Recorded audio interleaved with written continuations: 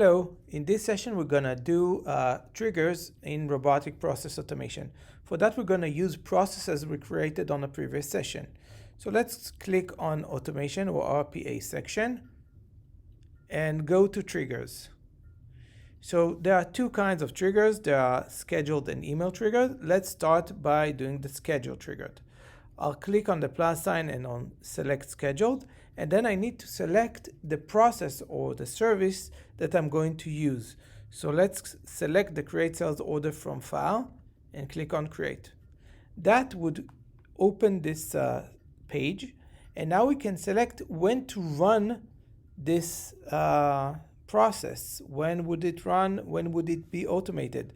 So it should start either now or on specific day and time, and then we can set it to be repeatable. So if I'm going to make it repeatable, we can set whether it would be repeated every few minutes, hours, or days, and on what days it would be ignored. For example, it's not going to run on Friday and Saturday, and it's going to run daily. When we're going to click save, this trigger would be created and would be run on the scheduled time. Now, the second trigger that we have here is email triggered. So Aura Player has an account and should be defined by your administrator. It's an email, and when you send it, it would go to email triggered services or processes. So let's select the process that we want to run, and that would be create sales order from file.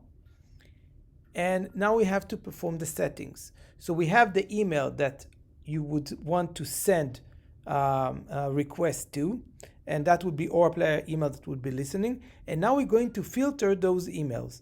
So this specific trigger can be filtered by emails from specific user, from all users, or from emails just from this domain, just from auraplayer.com. So only emails that were sent from auraplayer.com would go to this page. Other filter that we have is the subject. So only emails, so when we're talking about create sales order from file, only emails that has create sales order would be activated. If we're going to keep it empty, all the emails would go here, all the emails from auraplayer.com.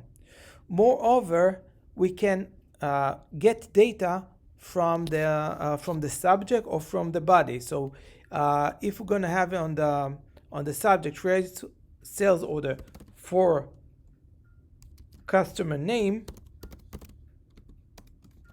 we're going to extract the customer name in something like a regular expression. All the customer name that would appear in here, we're going to get it and extract it and use it. So you can use this customer name in the service or in the process in other places. Also, we can use files that would be sent in that email as attachment and use those files into the service.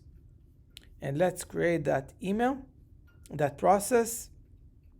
And now we would have also email triggered robotic process. Okay, so let's go there, and we have those two triggers that we just defined.